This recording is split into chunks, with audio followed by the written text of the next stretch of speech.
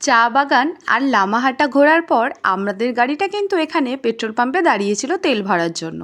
তো দেখো এখানের সাইট সিনটাও দেখে নাও ভালো করে, মানে এখানের চারিদিকের সিনারিটা এত সুন্দর লাগছে, আর কুয়াশা ভরা মেঘলা আকাশ, তার সঙ্গে পাহাড়, দেখতে তো জাস্ট অসাধারণ লাগছে। দূরে দেখছো ছোট ছোট ঘর বাড়িগুলো।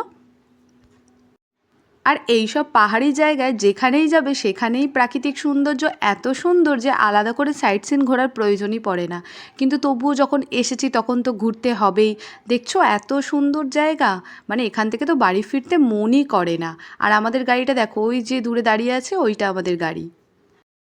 সকালবেলা তো আমরা হোটেলে এসে ব্রেকফাস্ট করেইছিলাম, আর তারপরে তো তোমরা দেখেছো আমরা নেপালি থালি ট্রাই করেছিলাম।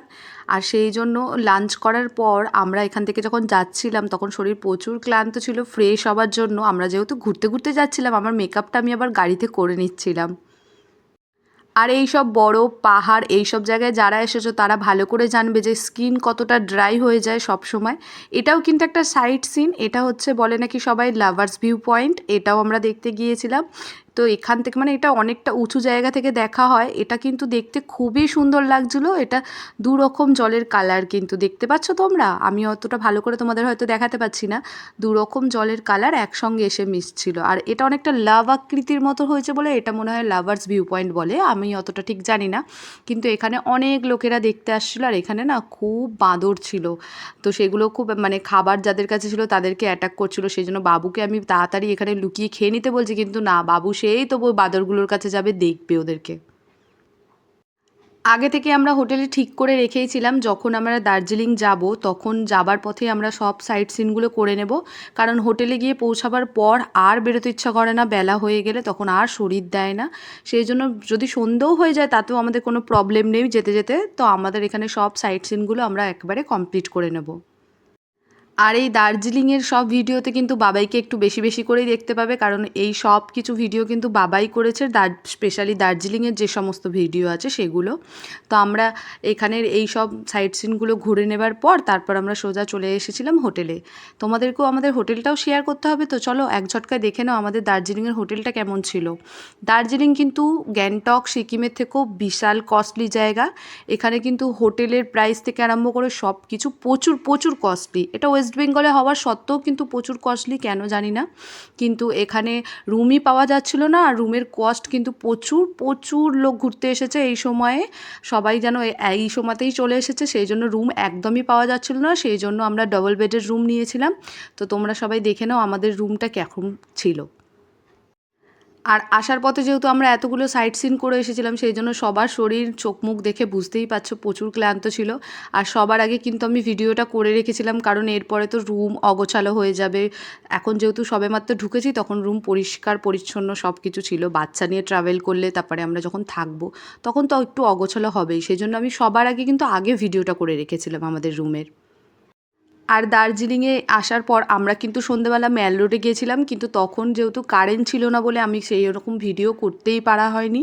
আর সেই জন্য আমাদের সন্ধ্যেবেলার ভিডিওটা নেই। আমরা যে ম্যাল রোডে ঘুরেছি সব কিছু করেছি, এখানে সব ফিউজ ওড়ানো ছিল, মানে এখানে কোথাও কারেন্টটা ছিল না। সেই জন্য বাবাই একদম ভোরবেলা উঠে চলে গেছে, উঠে গিয়ে আগে একটু ভিডিও করে নিয়ে এসেছে। তখন কিন্তু আমরা হোটেল রুমে সবাই ঘুমাচ্ছিলাম, কেউ উঠিনি। বাবাই কিন্তু বাবাইয়ের মধ্যে প্রচুর এক্সাইটমেন্ট ছিল, ও ওই জন্য ঘুরে সব কিছু ভিডিওটা করে এনেছে। চলো এক ঝটকায় দেখে নাও দার্জিলিংয়ের ম্যাল রোডটা কেমন ছিল।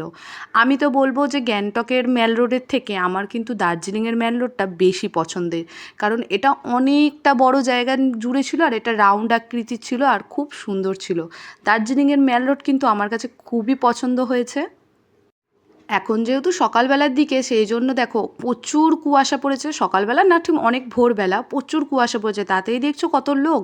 আর এটা যখন রাত্রিবেলা থাকবে তখন কিন্তু এই দৃশ্যটা আরও সৌন্দর্য দেখতে লাগবে, কারণ চারিদিকে লাইটিং দেওয়া থাকে, দোকানপত্র খোলা থাকে সেই জন্য। আর আগে ফোনে তো দেখতাম যারা যারাই দার্জিলিংয়ে আসতো এই হোটেলটার সামনে সবাই এসে সেলফি বলো ফটো বলো তুলতো। কি তোমরাও চিনতে পারছো তো? দেখো পেছনে হোপ লেখা আছে। হ্যাঁ, এখানে আমরাও কিন্তু কালকে এসেছিলাম, কিন্তু তখন যেহেতু কারেন্ট ছিল না, পুরো লাইট বন্ধ ছিল, সেই জন্য কিন্তু আমরা এখানে ফটো তুলতে পারিনি। বাবাই কিন্তু বুদ্ধি করে সকালবেলা গিয়ে কিন্তু ভিডিওটা করে এনেছিল। চলো এবার আমাদের বাড়ি ফেরার পালা। অনেক ঘোরা হলো, দার্জিলিংয়েও স্টে করা হলো। এত কিছু ঘুরে কিন্তু প্রচুর ক্লান্ত, আর যেদিন বাড়ি আসবো সেদিন তো সবার মন খারাপ করে। কোথাও ঘুরতে গেলে কিন্তু ওই যাবার দিনটা খুব ভালো লাগে, ঘোরার দিনগুলো ভালো লাগে, কিন্তু যখন বাড়ি আসি তখন আর ফিরতে ইচ্ছা করে না। বাড়ি আসবো তার জন্য একটু তো আনন্দ ছিল, কিন্তু এতটা ট্রাভেল করে আবার আসতে হবে ট্রেনে করে, সেই জন্য কিন্তু একটু কষ্ট হচ্ছিল। ভাবছিলাম যেন এক দৌড়ে যদি বাড়ি চলে যেতে পারতাম তাহলে কতটাই না আরাম হতো। এই এখন দেখছো হোটেল রুমের অবস্থাটা কী, তো সেই জন্য কিন্তু আমি আগে ভিডিওটা করে রেখেছিলাম। বাড়ি আসবো সেই জন্য সব কিছু আবার গোছাতে হবে, গুছিয়ে নিয়ে আমরা বেরিয়ে পড়বো আবার ট্রেনে করে। তো এবছরের মতো আমাদের সেলিব্রেশন বলো, অ্যানিভার্সারি, সব কিছু আমরা এখানে কমপ্লিট করে ফেললাম। আর বাবাইকে অনেক অনেক অনেক থ্যাঙ্কস যে বাবাই এত সুন্দর একটা জায়গায় ঘুরতে নিয়ে এসেছে। একটা জায়গায় না, মানে অনেকগুলো জায়গায় এবারে ঘুরতে নিয়ে এসেছে। ঘুরে নিয়েছি, এত বছর পর এত দূরে বাইরে বেরিয়েছি, আমি তো খুব আনন্দ হয়েছি। আর সবথেকে বেশি তো আমার ছেলে খুব মজা করেছে, বরফ দেখেছে, সব কিছু দেখিয়েছে আমার বর, কোনো কমপ্লেন নেই আমার বরের বিরুদ্ধে। আর এবার থেকে তো কিন্তু আমরা অনেক দূরে দূরে যেতে পারবো। বাবুকে নিয়ে একবার আমাদের এক্সপিরিয়েন্স হয়ে গেছে যে এত দূরে আসতে পেরেছি, চোখ মুখ দেখেই বুঝতে পারছো। আর দেখো ট্রেনে দেখেছো আমি কখন ঘুমিয়ে পড়েছি, এদিকে ছেলে ফোন ঘাঁটছে আর ওর বাবা ভিডিও করে রেখেছে। এত ঘুরিয়েছে ওর বাবা যে এত ক্লান্ত হয়ে গেছি, আমি শুয়েই পড়েছি। খাওয়াতে হবে বাবুকে সেটাও মনে নেই, কিন্তু তারপরে আবার বাবাই ডেকে আবার আমাকে যখন ডাকলো তারপরে উঠে আমি বাবুকে খাওয়ালাম। আমি তো ঘুমিয়ে পড়েছি, এখানে আমার হুঁশই ছিল না, শরীরটা এতটাই ক্লান্ত ছিল আমার। আমাদের ঘোরার মতো সব কিছু কমপ্লিট এবছরের মতো। চলো টাটা, তোমাদের সঙ্গে দেখা হবে পরের ভিডিওতে। ততক্ষণের জন্য সবাই ভালো থাকবে, সুস্থ থাকবে। টাটা।